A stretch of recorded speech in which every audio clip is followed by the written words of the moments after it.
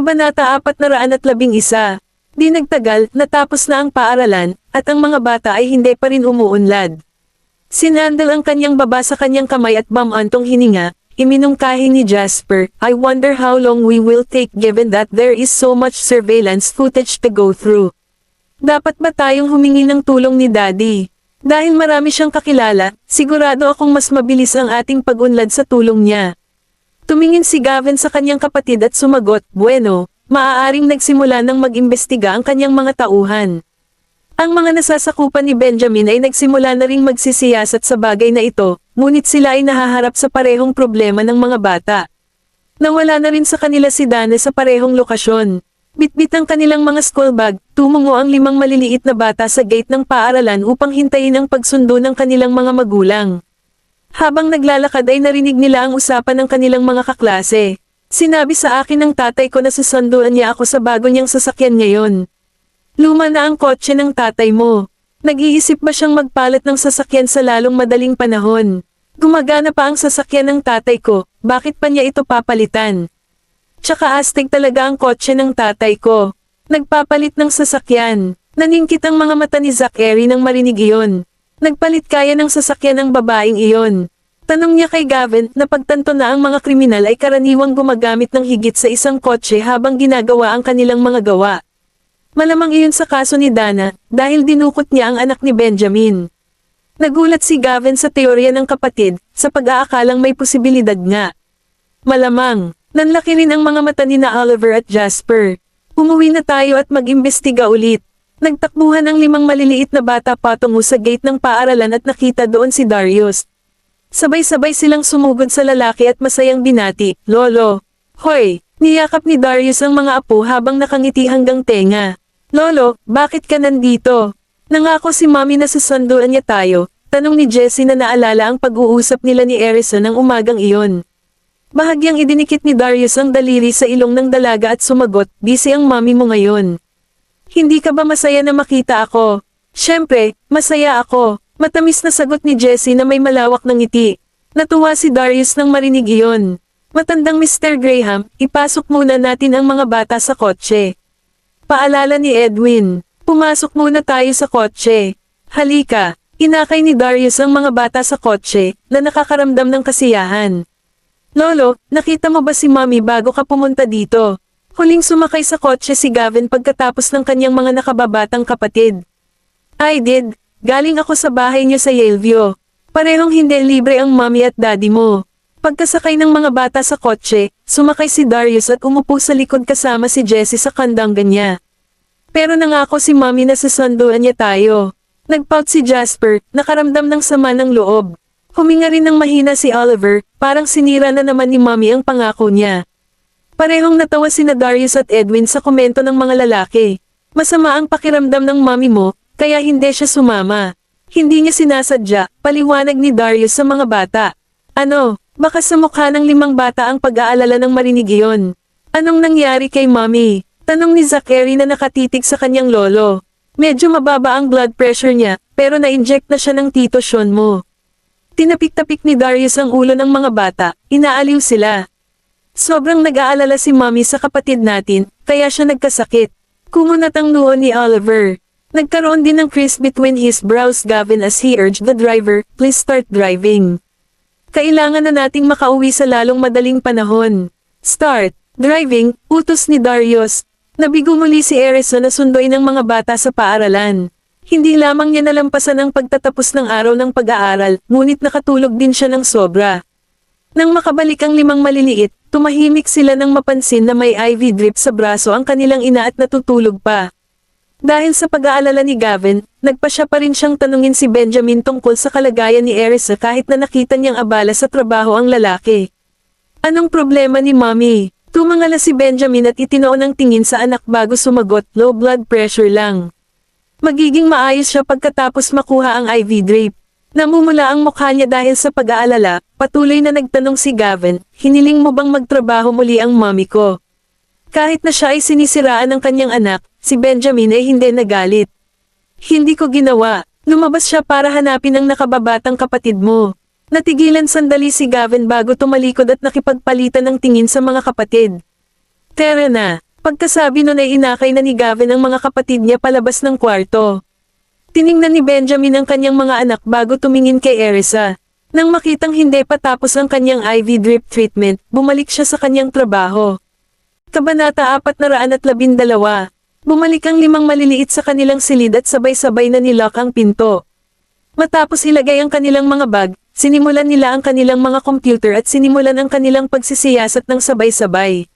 Samantala, nasa baba si Darius na tumutulong sa paghahanda ng hapunan. Isang oras ang lumipas bago niya napagtanto na matagal na niyang hindi nakikita ang mga bata. Nasaan si Gavin at ang iba pang mga bata? Nandito kaya sila sa itaas na iniistorbo ang pahinga ng mommy nila? Aakyat ako at titingnan. Nang umakyat si Darius, ang 5 maliliit na bata ay nasa kanilang silid pa rin, nakatutok ng husto sa pagsuri sa footage ng pagbabantay. Guys, mukhang hinala ang kotseng ito. May naramdaman si Oliver na mali sa isang kotse na kanyang sinusubaybayan. Sabay-sabay na lumapit sina Gavin, Zachary, Jasper, at Jesse, na nakatingin sa screen ng computer ni Oliver. Mag-zoom in sa mukha ng tao, sabay turo ni Zachary na nakasimangot. Ginawa naman agad ni Oliver ang sinabi, ngunit hindi pa rin nila makita ng malinaw ang mukha ng tao. Ipagpatuloy ang pagsubaybay sa kotse na ito, sabi ni Zachary bago bumalik sa kanyang sariling computer upang subaybayan ang iba pang mga kotse. Nauna si Darius sa kwarto ni Benjamin. Nang makita niyang tulog pa si Erisa ay hindi na siya pumasok sa kwarto. Benjamin, hindi pa ba tapos si Isa sa kanyang IV drip treatment? Nang marinig ni Benjamin ang tinig ng kanyang ama, tumangala siya sa matandang lalaki at sumagot, sandali pa. Bumubuti na ba ang pakiramdam niya? Nag-aalalang tanong ni Darius. Oo, sagot ni Benjamin bago nagpatuloy, Tay, bumalik ka muna. Huwag kang mag-alala sa kanya. Pinagdikit ni Darius ang kanyang mga lobby at sinabing, hindi pa ako babalik. Dito ako nagdi-dinner. Anyway, titingnan ko ngayon ang mga shota ko. Pagkasabi noon ay umalis na siya at tinungo ang kwarto ng mga bata. Nang sinubukan niyang buksan ang pinto, napagtanto niyang nakalok ang silid. Sweethearts, anong ginagawa niyo sa loob ng kwarto? Tawag ni Darius habang kumakatok sa kanilang pintuan. Agad namang nanlaki ang mga mata ng 5 maliliit at napatigil sa kanilang ginagawa. Si Lolo, sabay-sabay na bulungan ng mga bata sa isa't isa. Sa susunod na sandali, pinaliit nila ang mga bintana sa kanilang mga computer desktop. Jesse, pumunta ka at makipaglaro kay Lolo. We need more time to investigate, sabi ni Zachary sa kapatid dahil hindi sanay sa computer ang dalaga. Nagpout si Jesse at sumagot pero gusto ko ring mag-imbestiga. Hindi mo alam kung paano ito gagawin. Kaya ipaubaya na lang sa amin. Ipapaalam namin sa iyo kapag may nahanap na kami, sabi ni Jasper sabay hila kay Jesse patungo sa pinto. Kung hindi ka bumaba kasama ni Lolo, wala tayong magagawa kasama siya. Kayo na ang baalang i-distract siya. Nagningning ang mga mata ni Jesse nang sumagot, huwag kang mag-alala, Jasper, iwan mo na yan sa akin. Agad naman siyang tumakbo para buksan ang pinto. Bago pa man masilip ng malinaw ni Darius ang sitwasyon sa loob ng silid, nakalusot na si Jesse sa pintuan bago ito isinara sa likod niya. Lolo, gutom na ako. May makakain ba? Sabi ni Jesse na kumukurap habang nakayakap sa binti ng lolo. Agad na natunaw ang puso ni Darius nang makita ang kanyang kaibig-ibig na apo. Yumuko siya at binuhat ang dalaga bago masuyong kinurot ang pisngi nito. Oo, may pagkain sa ibaba. Halika, ibababa kita para kumain. Tawagan natin ang mga kapatid mo. Nang bubuksan na sana ni Darius ang pinto, inakbayan ni Jesse ang leeg nito at hinalikan siya sa pisngi. Lolo, busy sila sa pag-aaral. Dadalan ko sila ng pagkain pagkatapos kong kumain. Tara na, nagugutom na ako. Hindi napigilan ni Darius ang pagpapakyut ng dalaga at sumagot ng, sure. Pwede na muna tayo. With that, binuhat niya ang apo niya pababa para kumuha ng pagkain. Pinagmasdan niya si Jesse habang kumakain ng merienda, prutas, at gatas, na nagniningning sa pagmamahal. Dahan-dahan, marami pa naman. Gusto kong matapos agad ang pagkain para makapagdala ako para sa mga kapatid ko. Hindi mapapagod si Darius na marinig ang matamis na boses ni Jesse. Dito ka na lang. I'll bring some food for them instead, malumanay nitong sabi habang hinihimas ang ulo niya. Kabanata 413. Ayos lang, Lolo. Ako mismo ang magdadala ng pagkain sa kanila. Nagpout si Jesse, pinilit na siya mismo ang maghatid. Naaliw si Darius sa katigasan ng ulo nito at sumagot, sige, kaya mo na. Hindi ako aakyat. Jessie, dahan-dahan lang kumain. Paano kung gutom sila? Napakurap-kurap si Jessie at nagtanong habang nagpupuno ng pagkain sa kanyang bibig. Tumawa si Darius at sumagot, okay lang kung pabayaan silang gutom. Mga lalaki sila, kung tutuusin. Napahagikak si Jessie nang marinig iyon. Sweetheart, gumagawa ba ng takdang aralin ng mga kapatid mo? Nakumpleto mo na ba ang sa iyo? Curious na tanong ni Darius habang inaayos ang tingin sa dalaga. May pinag-aaralan pa silang hindi ko maintindihan, kaya bumaba muna ako. Kaunting pagkain ang lumabas sa bibig ni Jessie habang nagsasalita. Pinunasan ni Darius ang gilid ng kanyang bibig at sinabi, ano ang hindi mo naiintindihan? Pwede kitang turuan kung gusto mo. Binuhat niya si Jessie sa kandanggan niya at sinimulang pakainin. Lolo, hindi mo na ako kailangang pakainin.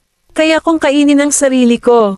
Pag nakita ni Mommy, papagalitin niya ako, sabi ni Jessie sabay tingin sa lolo. Siya ay tumingin lubhang kaibig-ibig sa kanyang malinaw, maliwanag na mga mata. Tumawa ng malakas si Darius nang marinig iyon. Maging ang mayordomo at ang iba pang mga katulong ay hindi napigil ang mapangiti sa sinabi ng dalaga. Ang bait ni Miss Jessie. Siya. Sinenyasan sila ni Darius na tumahimik bago tumingin sa ikalawang palapag at sinabing, huwag kang marinig ni Benjamin. Sinulyapan siya ni Jessie at sinabing, Lolo, ang mga kapatid ko ay nag-aaral ng mga kasanayan sa computer. Hindi talaga nakakatuwa. Ibinalik ni Darius ang kanyang atensyon sa kanyang apo. Dahil hindi rin siya magaling gumamit ng computer, sinabi niya sa malumanay na tono, well, kung hindi masaya, may matututunan pa tayong iba. Ano ang gustong matutunan ng aking mahal na apo? Sweetheart, kung mayroon kang anumang bagay na interesado ka, magagawa ko ito sa iyo. Gusto ko ang skateboarding, lolo. Bulalas ni Jessie. Sandaling natigilan si Darius, sa pag-aakalang ito ay isang aktibidad para sa mga lalaki. Gayunpaman, nang mapansin ang sigasig ng kanyang apo, ngumiti siya bilang pagsang-ayon. Sige, sabay tayong mag-skateboard pagkatapos mong kumain. Lolo, marunong ka bang mag-skateboard? Matamis na tanong ni Jessie, iniangat ang ulo at kinusat ang malalaking mata. Haha, ayoko, pero kaya kong panoorin ang ginagawa mo. Si Darius ay nakangiti ng malawak kasama ang maliit na batang babae sa kanyang mga bisig. Sweetheart, marunong ka bang mag-skateboard? Oo, at ang galing ko talaga. Kahit ang mga kapatid ko ay hindi ako kalaban.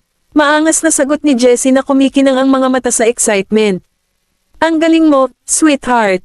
Pinuri ni Darius ang babae bago nagpatuloy, kailangan mong ipakita sa akin ang iyong mga kakayahan mamaya, okay?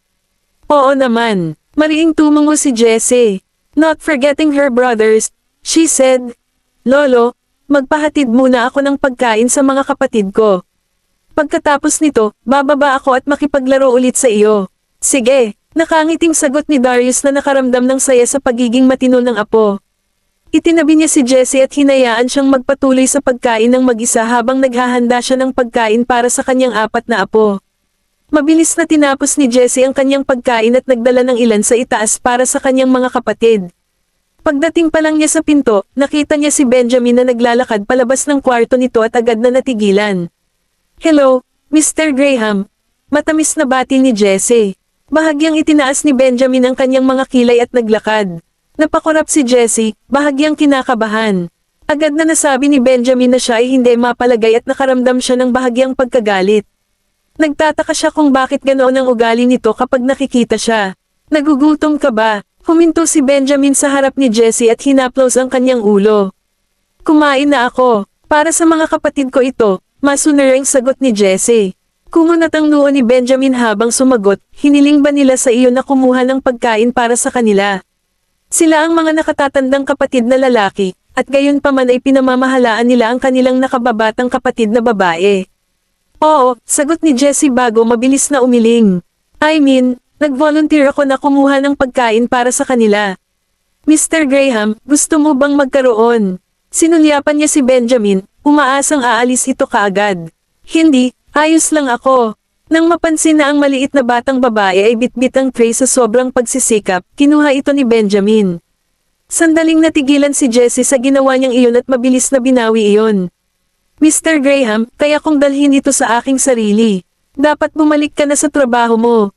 Itinaas ni Benjamin ang kanyang mga kilay at ang kanyang mga mata ay kumikinang sa tuwa. Bakit parang kinakabahan siya? Kabanata 414. Yumuko si Benjamin at masuyong tumingin kay Jessie. Natatakot ka ba sa akin? Itinikom ni Jessie ang kanyang mga labi, kumikinang ang kanyang mga pilikmata habang kumukurap. Mas lalo siyang naging adorable kaysa dati. Hindi napigilan ni Benjamin na tapikin ang kanyang ulo ng buong pagmamahal. Siya ay palaging may malambot na lugar para sa maliliit na batang babae. Hindi, mahina ngunit mariing sagot ni Jessie habang nakayuko. Napangiti ito kay Benjamin. Nang makita ni Jessie ang reaksyon niya, nanlaki ang mga mata niya sa gulat. Anong problema? Malambing na tanong ni Benjamin. Kinusot ni Jessie ang kanyang mga mata at malumanay na sinabi, Mr. Graham, ang ganda ng ngiti mo. Salamat, sabi ni Benjamin na may kasamang tawa matapos maalis ang kanyang unang pagtataka. Nakaramdam ng lakas ng loob sa kanyang palakaibigang kilos, tumingin si Jessie ng diretsyo sa kanya gamit ang malalaki at mabilog nitong mga mata at sinabing, Mr. Graham, kamukha mo ang mga kapatid ko. Nakangiti pa ring sinabi ni Benjamin, Sweetheart, hindi mo ba naiisip na kamukha mo rin ako? Sabi ng mga kapatid ko, mas kamukha ko si Mommy, nakapout na sagot ni Jessie. Tiningnan siya ng mabuti ni Benjamin at napagtanto niya na sa 5 anak, siya nga ang pinakamahawig kay Erisa. Sa kabila nito, tila nasa kanya pa rin ang kanyang mga mata, ilong, at bibig. Mas kamukha mo ang mommy mo, deklara ni Benjamin na may pagsang-ayon na tango. Naningkit ang mga mata habang nakangiti, nakita ni Jessie ang pagkain na hawak niya sa kanyang mga kamay at naalala niya ang dapat niyang gawin. Mr. Graham, may gusto ka pa bang itanong sa akin? Kung hindi, aalis na ako. Kailangan kong ihatid ito sa mga kapatid ko. Naalala niyang hinihintay pa siya ng kanyang lolo. Tapos na ako, maaari ka nang magpatuloy. Tumayo si Benjamin at tinulungan siyang buksan ang pinto. Guys, nagdala ako ng pagkain para sa inyong lahat. Mabilis na sigaw ni Jessie papasok sa silid nang makita niyang binuksan ni Benjamin ang pinto. Agad namang napatigil ang 4 na lalaki sa kwarto sa kanilang ginagawa. Pagbukas ng buong pinto, nilaibat ng mga mata ni Benjamin ang buong silid at nakita ang bawat isa sa 4 na lalaki na nakaupo sa harap ng computer. Anong ginagawa mo? Lumingon sa kanya sina Gavin, Zachary, Oliver, at Jasper at sabay-sabay na sumagot, wala kaming ginagawa. Mula sa pagiging defensive sa kanilang tono, nag-alinlangan si Benjamin na nagsasabi sila ng totoo. Sinulyapan niya si Jessie na nakatayo sa tabi niya. Pagnanakaw ng mabilis na sulyap sa kanya, pumasok si Jessie sa silid, iwinagayway ang pagkain sa kanyang mga kamay. Guys, pinadalhan ako ni Lolo nito sa inyo. Bilasan mo at kumain. Salamat, Jessie. Niyakap at hinalikan ni Jasper ang kapatid bago inabot ang pagkain. Mr. Graham, gusto mo ba? Tanong niya na diretsyong nakatingin kay Benjamin. Pagsalubong ng kanyang mga mata, nagpa siya si Benjamin na pigilan ang kanyang pag-uusisa at simpleng sumagot, hindi, salamat. Mauna na kayo. Pagkatapos, tumalikod siya at nagsimulang maglakad palayo. Nagpalitan ng tingin ang 5 bata sa isa't isa.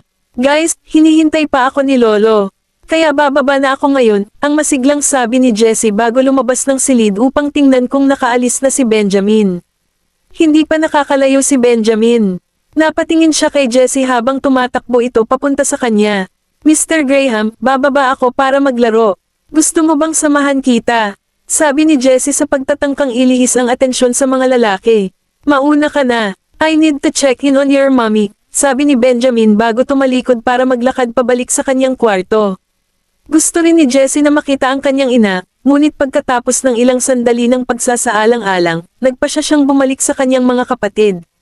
Tumakbo siya, sa kanilang silid at isinara ang pinto sa likod niya habang bamulong, guys, may nahanap na ba kayo? Hindi pa. Bantayan mo kami ng pinto, bilin ni Zachary sa kanya. Ngunit hinihintay ako ni Lolo na bumaba at maglaro, paumanhin na sagot ni Jessie. Sige na maglaro ka na sa ibaba. Ay lock natin ang pinto, sabi ni Gavin sabay tapik sa ulo ni Jessie.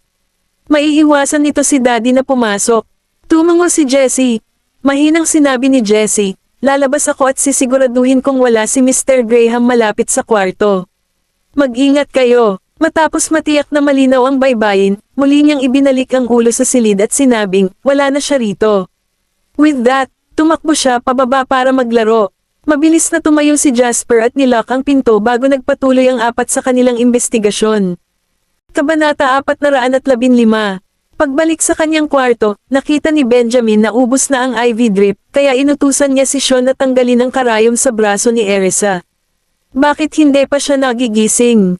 Tanong ni Benjamin. Nag-aalala na siya dahil tila matagal nang natutulog si Erisa. Nakita ni Sean ang kanyang malalim na kunot na noo at tumawa. Dahil siguro sa IV drip. Hayaan mo lang si Mrs. Graham na matulog ng kaunti pa. Nag-aalinlangan na tumingin si Benjamin sa doktor.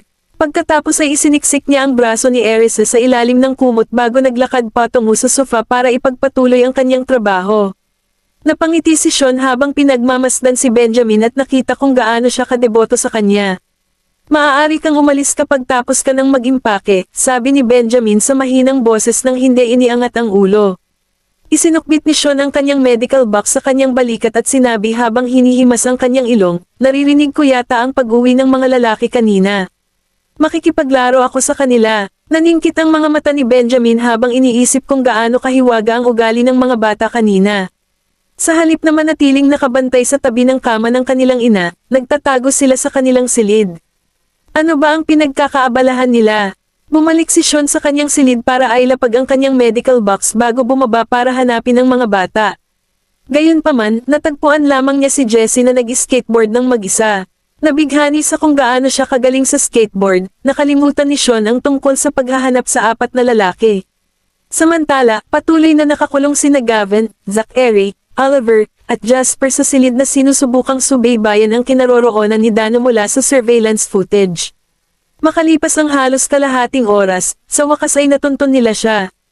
Pinagmasdan nila ang sasakyan ni Dana na umaandar hanggang sa isang abandonadong gusali, at pagkatapos ay sa isa pa niyang apartment. Makalipas ang ilang oras, nakitang nakayakap si Dana sa isang bata habang nagmamadaling sumakay sa kanyang sasakyan bago isugod sa ospital. Pupunta siya sa ospital. Mabilis, ikat sa mga surveillance camera ng ospital. Si Zachary ay may kumpiyansa at binubuo habang nagtatrabaho siya kasama ang kanyang mga kapatid bilang isang koponan. Malalim na nagsalubong ang mga kilay ni Gavin. Ako ba ang bata sa mga bisig ni Dana, o iyon ang nawawala kong kapatid? Makalipas ang halos isang oras, lumabas si Dana mula sa ospital kasama ang bata. Madilim ang ekspresyon ng mukha niya, at may pang-iinis sa mga mata habang nakatingin sa bata. Para siyang may tinitingnan na nakakadiri. Patuloy nilang sinusundan ang mga galaw niya sa mga sumunod na oras. Si Dana ay makikitang umalis sa ospital sakay ng kanyang sasakyan at sadyang nagmaneho patungo sa isang lugar na kakaunti ang populasyon. Ipinarada niya ang kanyang sasakyan, binuhat ang bata, at nagsimulang maglakad. Nakatingin ang apat na lalaki na may malalim na pagsimangot sa kanilang mga mukha. Anong ginagawa niya? Lumabas si Dana sa perimeter ng mga surveillance camera ngunit lumitaw muli sa loob ng wala pang isang minuto. Gayunpaman, hindi na niya karga-karga ang bata sa kanyang mga bisig. Ang mga lalaki ay nakaramdam ng pag-iisip na may nangyaring masama. Iniwan niya ba ang kapatid natin? Tanong ni Jasper habang pinagmamasdan si Dana na paalis na, kumikirot ang puso sa pag-aalala. Maghanap ng iba pang surveillance camera sa malapit.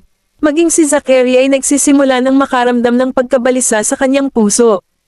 Anong masamang babae? Dumura si Gavin habang mabilis na naghahanap ng mga alternatibong camera sa paligid ng lugar. Pagkatapos ng maraming pagsisikap, sa wakas ay nakahanap ang mga lalaki ng isang maliit na daan na patungo sa kinaroroonan ni Dana. Sa pagtutok ng camera, nakita nilang itinapon niya ang bata sa isang dumpster. Sumasakit ang kanilang puso sa batang itinuring na parang basura. Napakalupit, puno ng luha ang mga mata ni Oliver. Nakaramdam si Gavin ng bukol sa kanyang lalamunan habang nakatitig sa basurahan, iniisip kung patay na ba o buhay ang bata. Bakit iniwan ni Dana ang kapatid ko? Dinala niya siya sa ospital noong una, kaya bakit siya nagpasya na hindi na siya panatilihin pagkatapos nito? Maaaring ang aking kapatid ay hindi makapag-isip ng anumang magandang kahihinatnan, naramdaman ni Gavin ang kanyang puso na pumipintig sa sakit. Pati ang mukha ni Zachary ay namumutla. Gayunpaman, sinubukan niyang itoon ang camera para mas makitang mabuti. Nagawa lang nilang makita ang imahe ng isang bata ngunit hindi nila makita ng malinaw ang mga katangian nito. Naramdaman nila ang pag-akyat ng galit sa loob nila, ngunit determinado silang magpatuloy sa kanilang pagsisiyasat. Anuman, walang nakapansin na may mali kahit na nalinis ang dumpster kinabukasan. Kung tutusin, kung may nakitang kain na hinala, walang dad ang tatawag ng pulis ang isang tao. Ang apat na batang lalaki ay nagtulungan sa mga lead at napag-alaman na walang ulat na inihain alinman sa pulis o mula sa mga kolektor ng basura. Pakiramdam nila ay natama na nila ang isang dead end. Naihagis kaya sa incinerator ang kapatid natin kasama ang iba pang basura. Habang iniisip nila ang posibilidad na iyon, nagsimula silang sumakal sa mga emosyon. Kabanata 416. Dapat ba nating sabihin kay Mommy ang tungkol dito? Tanong ni Jasper habang sumangot ng malakas. Hindi kakayanin ni Mommy kapag nalaman niya ito.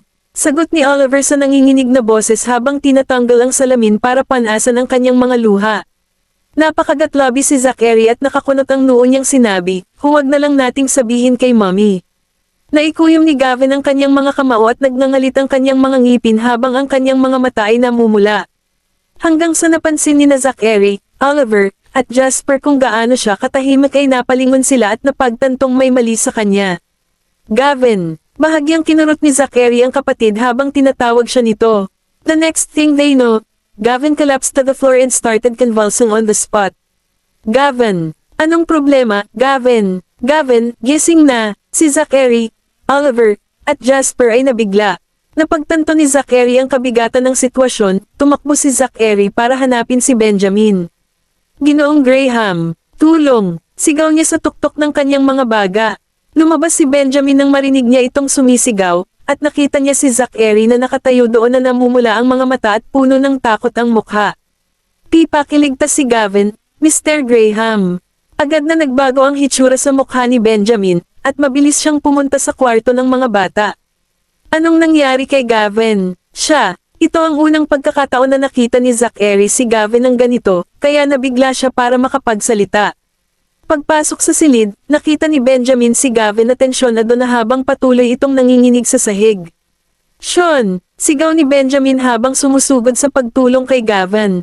Mabilis na tumakbo palabas sina Oliver at Jasper na nakatingin sa gilid para tawagin din si Sean. Tulong, Mr. Bailey! Mr. Bailey! Kailangan ni Gavin ng tulong, Mr. Bailey! Sina Sean at Darius ay nakikipaglaro kay Jessie sa hardin noon. Napadaan si Edwin nang marinig niya si Benjamin at ang mga bata na humihingi ng tulong. Anong nangyari? Tanong niya habang nagmamadaling lumapit. Hindi ko alam kung bakit pero biglang huminto sa paggalaw si Gavin. Hindi mapigil ang umiyak si Jasper. Gulat na gulat sa narinig, mabilis na tumakbo palabas si Edwin para tawagan si Sean. Parehong namutla sina Darius at Sean nang marinig iyon, at tumakbo sila papasok sa bahay ng mabilis hanggat kaya sila ng kanilang mga binti. Anong nangyari kay Gavin? Nagsimulang humagulgol si Jessie nang makita niyang nagpapanik ang lahat. Huwag kang matakot, Jessie. Gavin will be fine, pag-alo ni Darius sa kanya habang binuhat siya papasok ng bahay. Upang hindi aksidenteng makagat ni Gavin ang sarili niyang dila, kinailangan ni Benjamin na ibuka ang bibig at idikit ang daliri sa pagitan ng kanyang mga ngipin. Nagulat din si Sean nang umakyat siya at nakita si Gavin sa ganoong estado. Anong nangyari? Tanong niya habang naghahanda para iligtas ang bata. Wala akong ideya. Sagot ni Benjamin na may pag-aalalang nakakunot ang noo. Labis na nasaktan si Darius nang makita si Zachary, Oliver, at Jasper na lumuluha sa takot ng ganoon. Ayos lang mga bata, magiging okay din si Gavin. Panatag niya sa kanila habang ibinababa si Jessie para makatulong siya. Sa pagtatangkang aliwin si Gavin, niyakap siya ni Benjamin at paulit-ulit na bamulong sa kanyang tainga, relax, Gavin. Magiging maayos din ang lahat. Nandito si Daddy kasama mo. Hanggang sa binigyan ni Sean ng iniksyon si Gavin ay tuluyang lumuwag ang kanyang katawan at nakahinga. Magiging okay ba siya? Nag-aalalang tanong ni Benjamin. Magaganda ang pakiramdam niya pagkatapos makatulog. Paano ito nangyari ng biglaan? Nakatanggap ba siya ng ilang uri ng mental shock? Si Sean ay lubos na naguguluhan. Mahigpit pa ring nakakuyom ang mga kamao ni Gavin sa sobrang galit na naramdaman niya kanina. Sa pagsulyap sa mga bata, napansin ni Benjamin ang takot sa kanilang mga mata habang nakatitig sa kanya. Pagkatapos ay inihiga niya si Gavin sa kama at ipinagpatuloy ni Sean ang pagsusuri sa kanyang kalagayan habang lumalapit siya sa mga bata. Huwag kang mag-alala. Gavin will be fine, malumanay na sabi ni Benjamin sabay buntong hininga para aliwin sila nang makitang nanginginig sila sa takot. Kabanata 417. Ang mga bata ay sinalanta ng pagkakasala at takot na mapag-alitan, kaya medyo gamaan ang pakiramdam nila nang makita nilang inaalo sila ni Benjamin sa halip na pag-alitan sila. Okay lang ba talaga si Gavin? Tanong ni Zachary. Mabilis na sinulyapan ni Benjamin si Gavin, na nakahiga sa kama, bago tumango sa kanila. Oo, magiging maayos siya. Si Mr. Bailey ay isang kamanghamanghang doktor, pagkatapos ng lahat. Halos maluha si Sean nang marinig ang papuri ni Benjamin, ngunit abala siya sa pagtrato kay Gavin kaya wala siyang panahon para sa ganoong emosyon.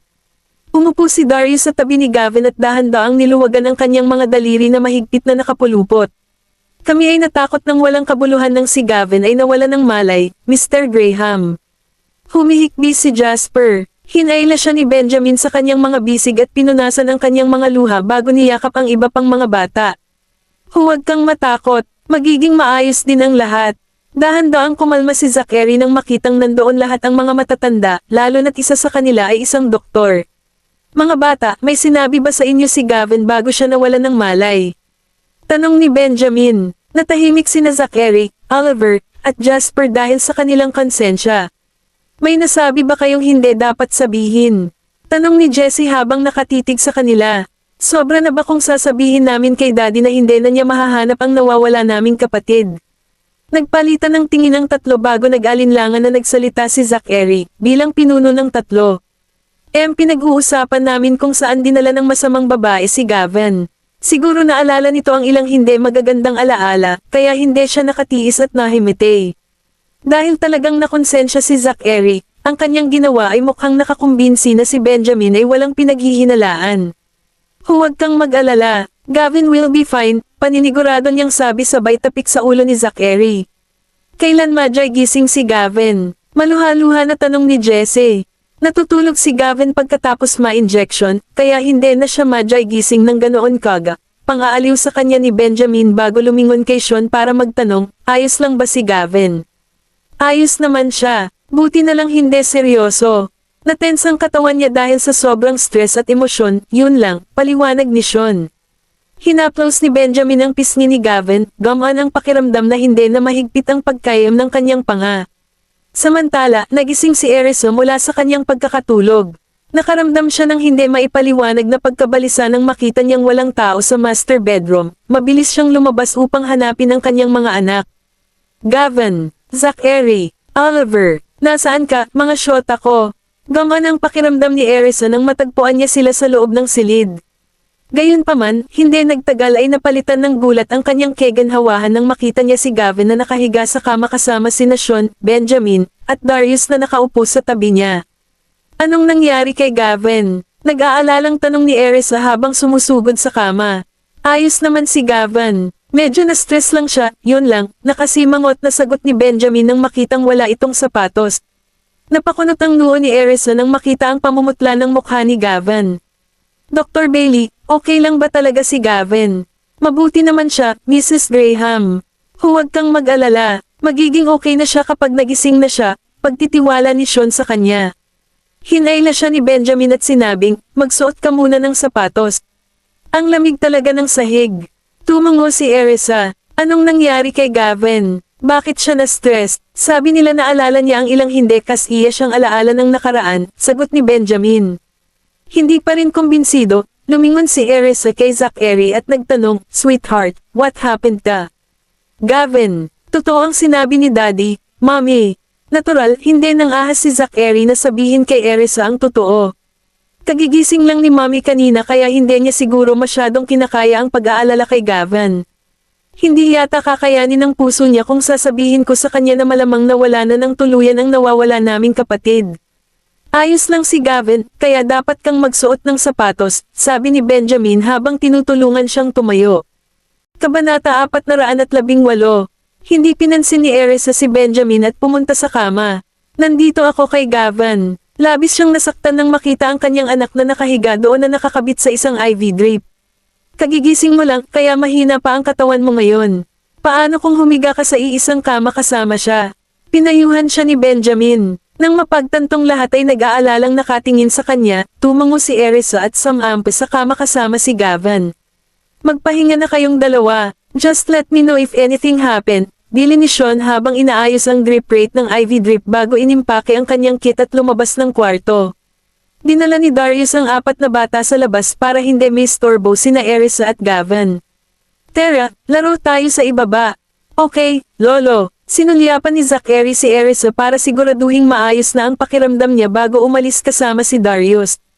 Hindi nagtagal ay sumunod sina Oliver, Jasper, at Jesse.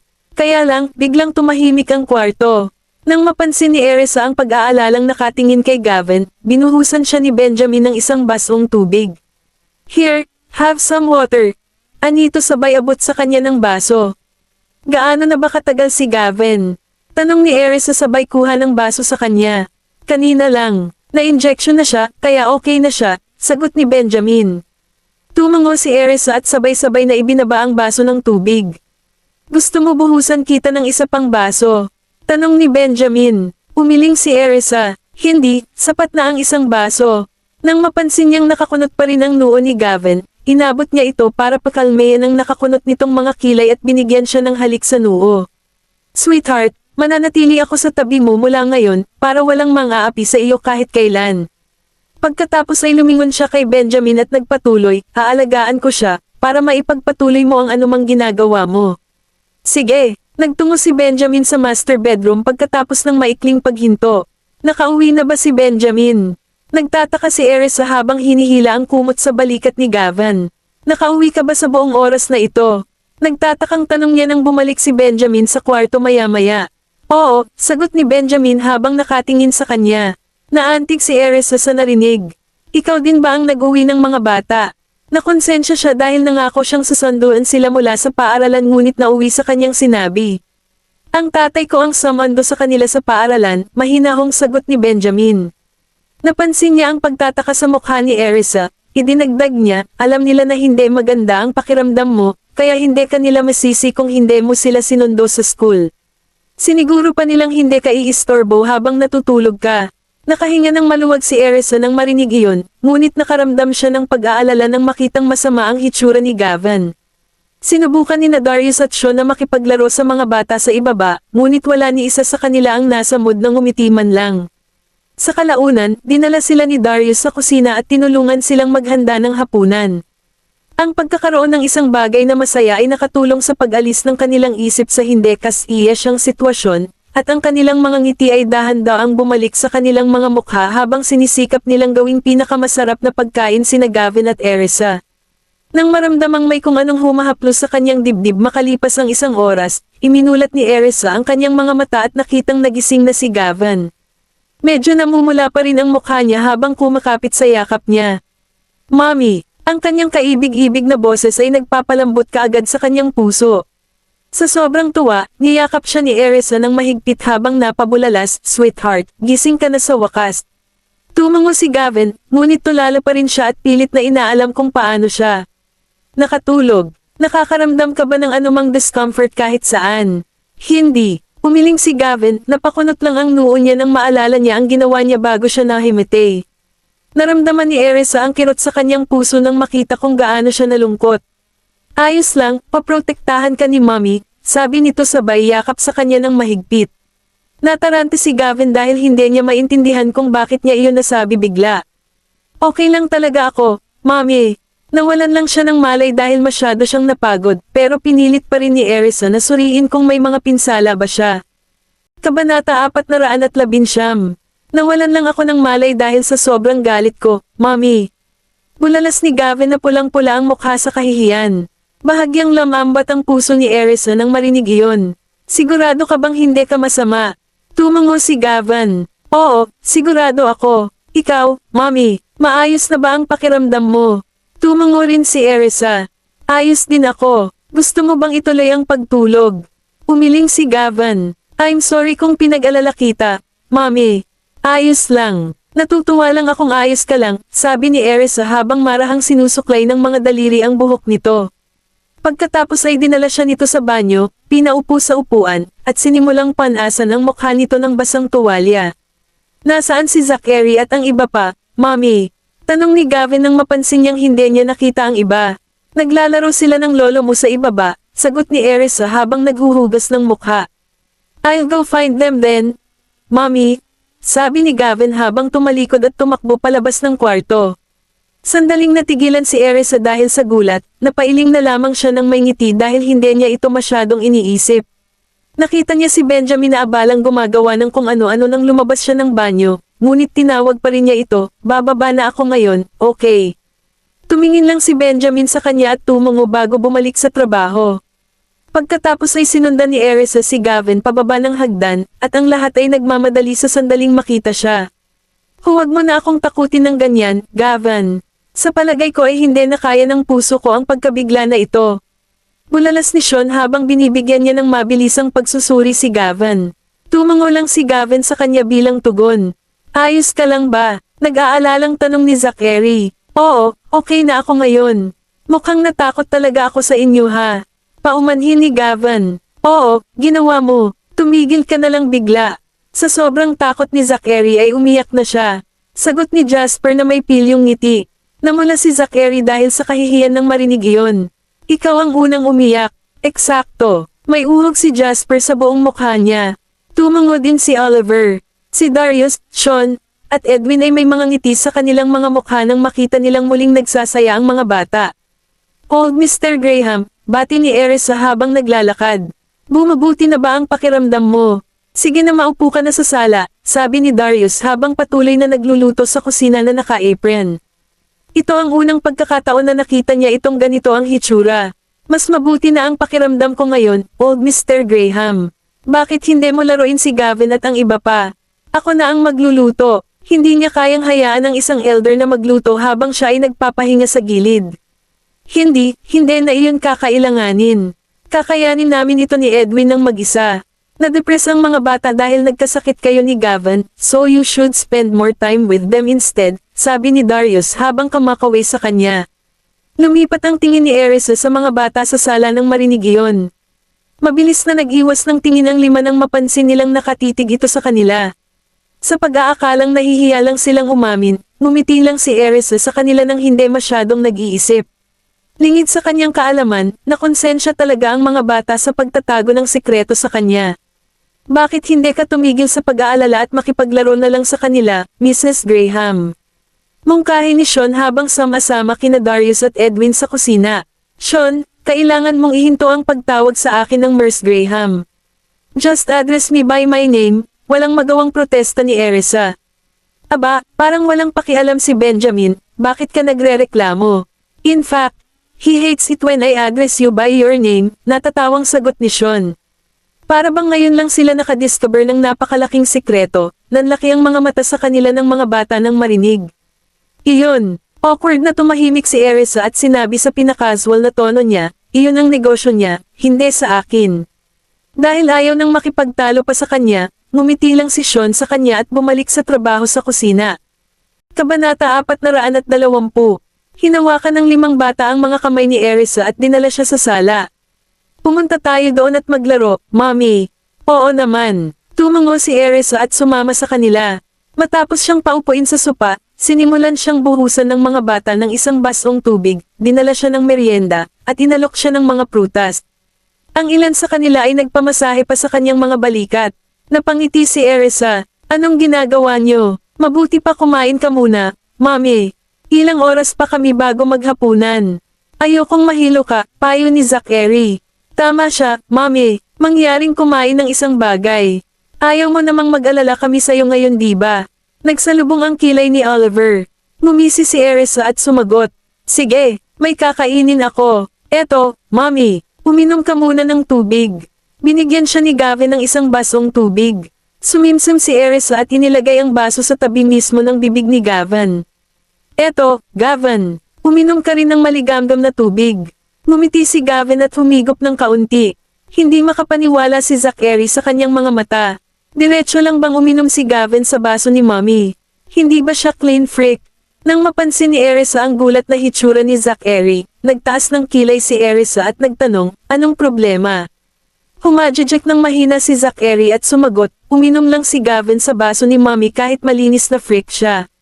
Napaawang ang bibig ni Erisa, at binigyan niya ng mahinang kisap mata ang noo ng anak.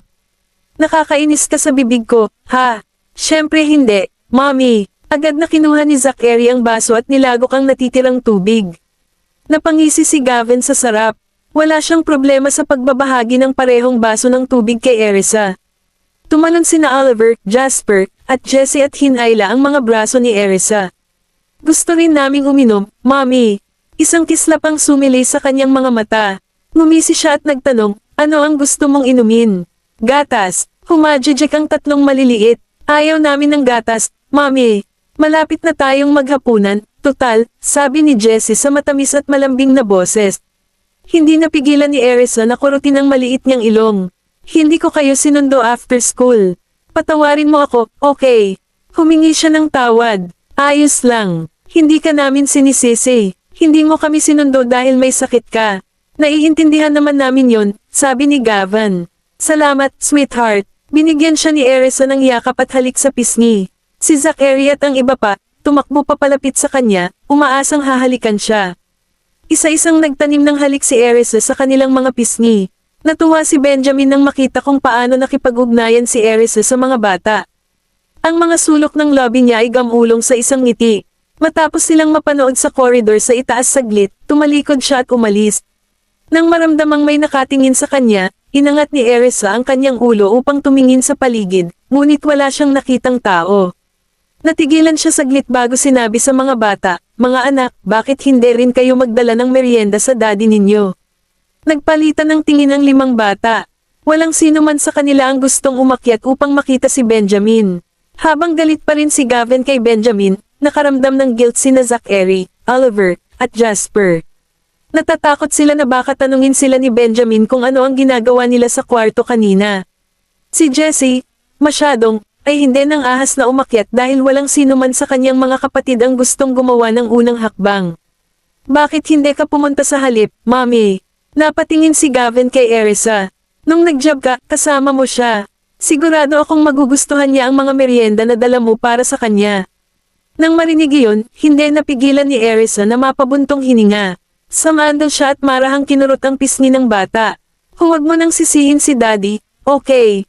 Noong may sakit ka, sobrang nag-aalala sa'yo ang Daddy mo. Nanatili pa siya sa kwarto para makasama ka.